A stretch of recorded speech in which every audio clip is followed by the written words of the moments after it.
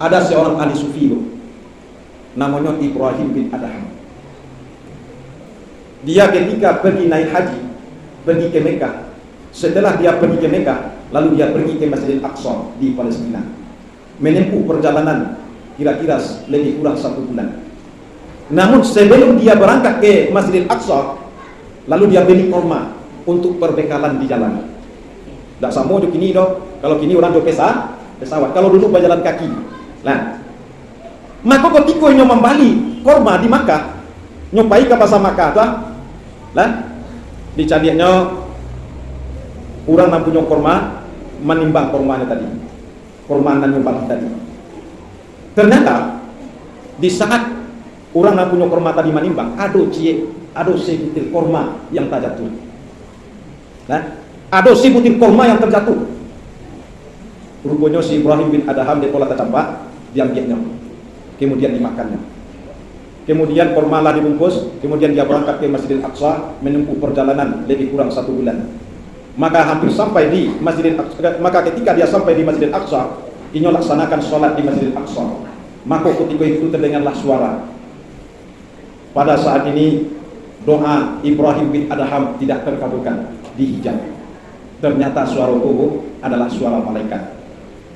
Dan ada suara itu, rupanya Ibrahim bin Adham tersadar, lalu dia kembali ke Mekah. Suatu ketika Rasulullah berkumpul bersama sahabat. Lalu Rasulullah bertanya para sahabat, "Wahai sahabatku, hal tadruna muflis? Tahukah kamu siapakah orang yang bangkrut?" Lalu sahabat menjawab, "Orang yang bangkrut adalah dulu pitinya banyak, aratonyo banyak, piti bali petipe, gedung bati tingke, oto mangkide, istrinya sampai yang pe. Nah, banyak aratonyo mewahnya, kini jatuh tapai. Oto narajak jatuh jurang, toko nabatike tabaka, abi istri nanape malarikan diri jatuh tapai. Iko na bangkrut," kata sahabat. Lalu Rasulullah menjawab, "Wahai saudaraku, wahai sahabatku, bukan itu maksud saya. Orang yang bangkrut nanti di akhirat, mayyati yaumal qiyamah bisolatin wa saumin wa hajjin wa salatin wa saumin qad syatama hadza wa akala mala hadza wa kadzafa hadza." Rupanya salat tadi tidak terpenuhi daripada amalan awak yang pernah awak kerajukan, tidak tercukupi. Akhirnya masih ada hutang awak, akhirnya kesalahan orang lain dipindahkan ke awak, akhirnya aturan masuk.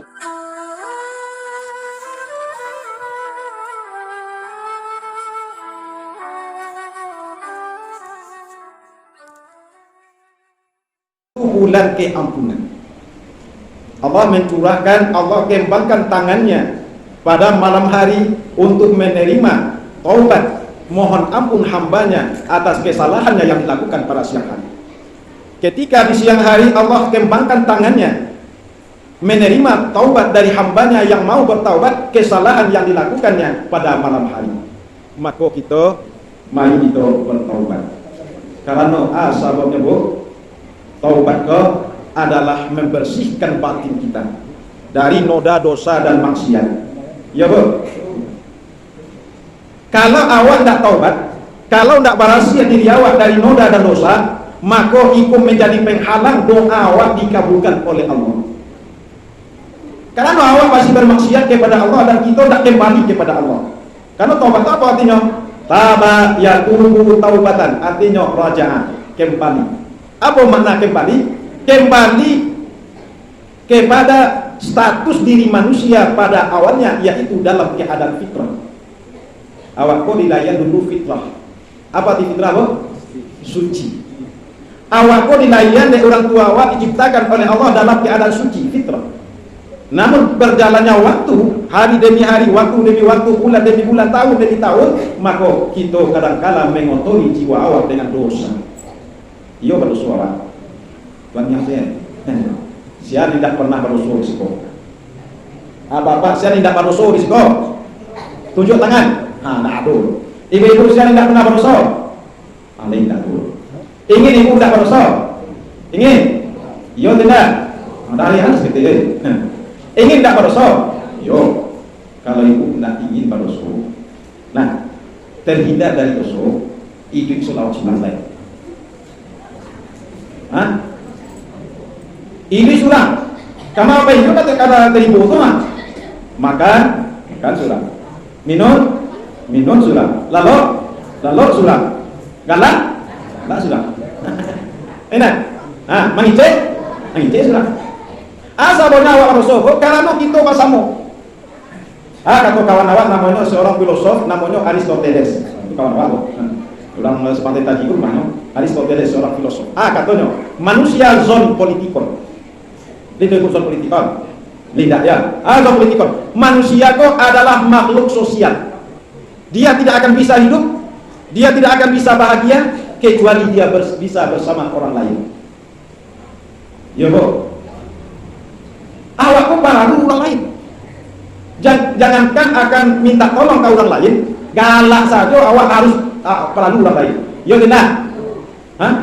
Ambo kini ko bisa mengicik di siko dia ado ibu juga. Dia ado apa? Cukup lah apa nak ado ibu nak ado siko ambo ngicik surah. Di ciko dia ustaz salah. Ustaz akan naik rumah. Anak kan naik ustaz nak ngicik surah ustaz ini. Kata Nabi, tabassumuka fi wajhi akhika sadaqah. Kamu senyum kepada saudaramu itu adalah sedekah. Awak kalau senyum ke orang baru dapat sedekah, baru pahala. Tapi kalau senyum surah, galak surah, surah kafir. Bangun jiang udah gara-gara awak. Kaya? Begitu. Karena kita perlu bersama, kita perlu orang lain, maka disiko ada dua muncul. Ada doso cie, pahala cie. Nah, kalau awak ingin berpahala bersama, itu contohnya senyum saja harus pahala bersama. Kalau galak surah saja awak lakane awak kata orang. Itu ibarat salah ini. Maka disikulah kehati-hatian yang diperlukan apalagi kita di saat puasa. Nah, yang kedua, kita bersama akan muncul dosa. Nah, kini mau tanya ke apa? Mau tanya ke ibu kita bersama. Allah tahu dosa. Allah tahu dosa. Wah, ni apa sih? Langsung mengicip surah tu Allah tahu dosa. Allah dosa tu. Oh, bagus dia itu contoh dosa. Mencilok itu contoh dosa. Tapi dosa kata ulama, apa yang dimaksud dengan dosa? Al-ismun bahasa Arabnya, mahaka fi nafsika wa karihta iza tala'an nas. Iku nanti kata dosa. Mahaka fi nafsika. Kalau awak karajuan sesuatu, haka fi nafsika, hatimu bisa goncang jadi sah. Tiba saja. Alhamdulillah. Nah, kalau awak mau beli sesuatu, gelisah jiwa awak. Nah, tidak tenang jiwa awak. Nah, contoh dulu pernah memberikan sebuah contoh, ada dulu mutilasi dari rumah sakit Mundur. Nah, ada seorang remaja, seorang remaja, ini berduaan dengan seorang perempuan sehingga dia melakukan suatu kesalahan perbuatan maksiat yaitu zina. Dosa tidak? Dosa. Karena nyoba perbuatan zina, maka jiwanya goncang. Nyoba rasukan itu adalah perbuatan salah. Maka takwih muncul, gelisah muncul, takwih perbuatannya tadi diketahui di orang, takwih perempuan tadi akan hamil, maka gelisah. Akhirnya untuk menentuk kegelisahan tadi, untuk menentuk rasa ketakutan tadi, akhirnya perempuan tadi dibunuh hanya untuk apa? Untuk menutupi jejak. Nah, namun ketika sudah dia bunuh perempuan tadi, gelisahku masih ada, masih takwihnya. Aku lah dibunuh apa? Dipakai kok. Supaya jangan sampai tahu orang lain, akhirnya untuk maidan jajak, akhirnya perempuan tadi dimutilasi, dipotong tangan, kaki, kepala, darunya dimasukkan ke dalam galon, lalu dicecer-cecerkan. Namun hatinya masih gelisah. Nah, akhirnya terungkaplah ada pembunuhan. Maka akhirnya ditangkap oleh polisi. Itu namanya Rasul. Orang yang bersih, orang yang biasa kerajuan, kalau satu kali saja dia melakukan kesalahan, aku gelisah Allah Rabbi dalam hati itu. Tapi kalau awak biasa, orang tak biasa bagujian, bagujian yang tak rasa sore, kenapa Allah tak biasa? Tapi kalau orang tak biasa, maka ini gelisah. Nang kedua wakarihta izat tala'an nasu. Nanti dikatakan dosa kau apa? Engkau tidak mau diketahui oleh orang lain. Lihat ada orang mencuri, yang pencuri yang jujur. Lihat ada pencuri yang jujur, lihat ada. Cuma yang pencuri jujur adalah aku mencuri hatimu. Itu mencuri yang jujur. Tapi yang namanya mencuri pasti orang kau pantuk. Nah, kalau suatu kesalahan ingin kita tutup-tutupi, maka harus ditutupi dengan kedustaan. Semakin sering kita menutupi kesalahan karena kegelisahan dalam diri awak, tidak ingin diketahui oleh orang, maka semakin banyak kita berdosa. Duto ditutup duto. Semakin banyak kita berdosa, maka semakin banyak kita berdosa. Nah, itu maksud.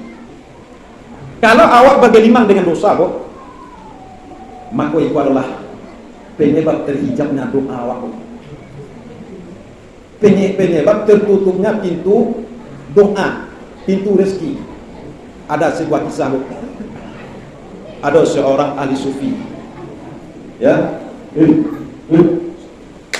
ada seorang ahli sufi, namanya Ibrahim bin Adham. Dia ketika pergi naik haji, pergi ke Mekah. Setelah dia pergi ke Mekah, lalu dia pergi ke Masjidil Aqsa di Palestina, menempuh perjalanan kira-kira lebih kurang 1 bulan. Namun sebelum dia berangkat ke Masjidil Aqsa, lalu dia beli kurma untuk perbekalan di jalan.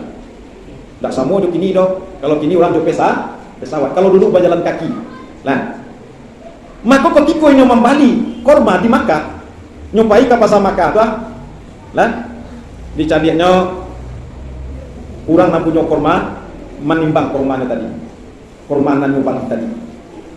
Ternyata di saat orang nak punya kurma tadi menimbang, ada sebutir kurma yang terjatuh. Nah, ada sebutir kurma yang terjatuh. Rupanya si Ibrahim bin Adham dia pola tercampak, diambilnya, kemudian dimakannya. Kemudian kurma lah dibungkus, kemudian dia berangkat ke Masjidil Aqsa, menempuh perjalanan lebih kurang 1 bulan. Maka hampir sampai di Masjidil Aqsa, maka ketika dia sampai di Masjidil Aqsa, ini laksanakan sholat di Masjidil Aqsa. Maka ketika itu terdengarlah suara. Pada saat ini doa Ibrahim bin Adham tidak terkabulkan, dihijab. Ternyata suara itu adalah suara malaikat. Dan ada suara itu, rupanya Ibrahim bin Adham tersadar, lalu dia kembali ke Mekah untuk bisa menghalalkan buah kurma tadi. Karena dia merasakan mungkin itulah kesalahannya, penyebab buah kurma tadi yang dimakannya tadi, penyebab doanya atau tidak dikabulkan oleh Allah. Balik ke Makkah. Sampai di Makkah, nyotemi penjual kurma tadi, ternyata bukan yang bapak itu lagi yang menjual kurma. Ternyata ada anak laki-laki yang masih muda menjual kurma di tempat tadi. Lalu dia tanya, wahai anak muda, mana bapak yang menjual kurma di sini? Kata anak muda tadi, Pak, bapak yang menjual kurma di sini dia sudah meninggal 15 hari yang lewat. Wahai anak muda, saya minta kerelakan ada sebiji kurma dulu yang saya makan yang belum jelas halal atau haramnya. Saya minta direlakan. Karena orang tua kamu sudah meninggal, maka saya meminta kepada kamu supaya kamu bisa menghalalkan 1 biji kurma yang saya makan. Kalau kamu, wahai Pak Tua, bisa saja. Tapi saudara aku hampir lain, rumahnya jauh-jauh. Kalau aku mungkin bisa merelakan, tapi yang saudaramu Pak, maka kamu bisa kami relakan lain. Kecuali engkau turun, kamu pergi ke rumah saudara saya tadi minta kerelaan untuk menghalalkan 1 biji kurma. Akhirnya Pak Ibrahim bin Adham berangkatlah menuju rumah masing-masing saudara tadi. Akhirnya setelah itu telah dapat kehalalan, maka dia kembali ke Masjidil Aqsa. Maka sampai di sana ada lagi tarikat sholat. Pada hari ini doa Ibrahim bin Adham sudah dikabulkan oleh Allah. Ternyata itu adalah suara malaikat. Ibrahim bin Adham cuma memakan 1 biji kurma, tidak terkabul doanya. Awak kira-kira lah banyak arah orang lawan makan secara haram. Kira-kira nama lebih parah daripada Ibrahim bin Adham.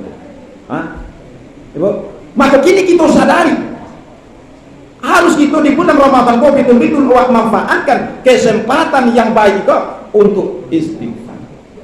Nah, untuk membersihkan batin awak, untuk membersihkan jiwa awak, untuk bersangkut paut dengan orang lain nanti pada hari kiamat.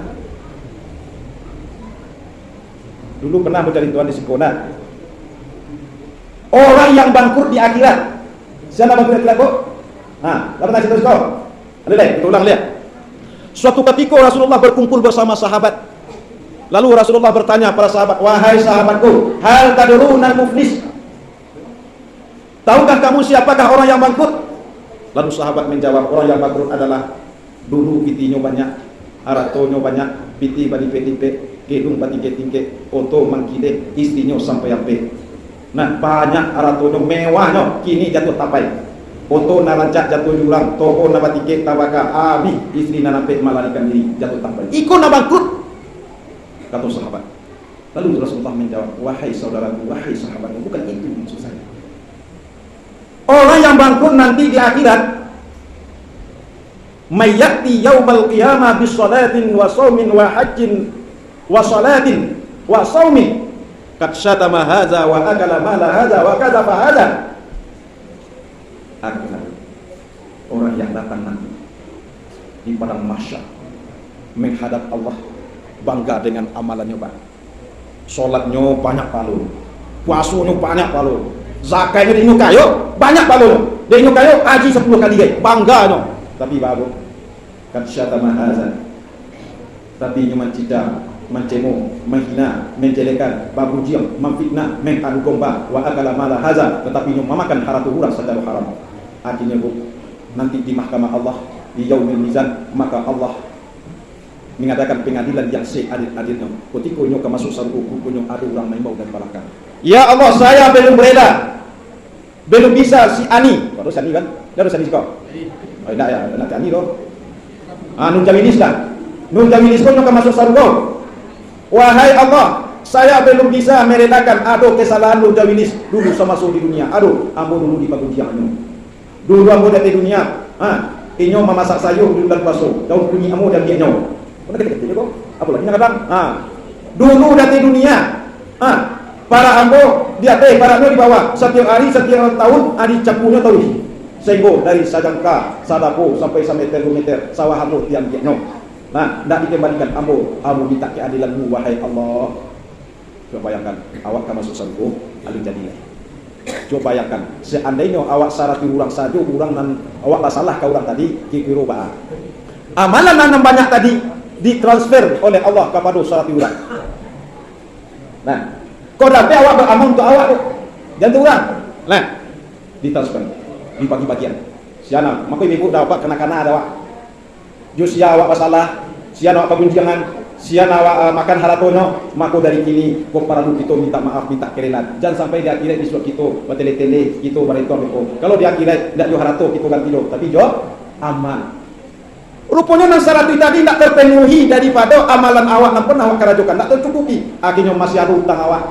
Akhirnya kesalahan orang lain dipindahkan ke awak. Akhirnya aturan masuk ke saruko tidak jadi lagi. Kama masuknya ke neraka. Nauzubillah.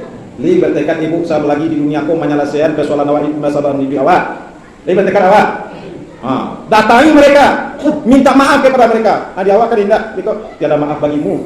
Nah, beri bapak. Maka kita di bulan Ramadan kita mohon ampun kepada Allah dan mohon maaf kepada manusia. Kita sama-sama mengucapkan astagfirullah. Astaghfirullah Rabbal baraya, astaghfirullah minal khataya. Ulah deh. Astaghfirullah Rabbal baraya, astaghfirullah minal khataya.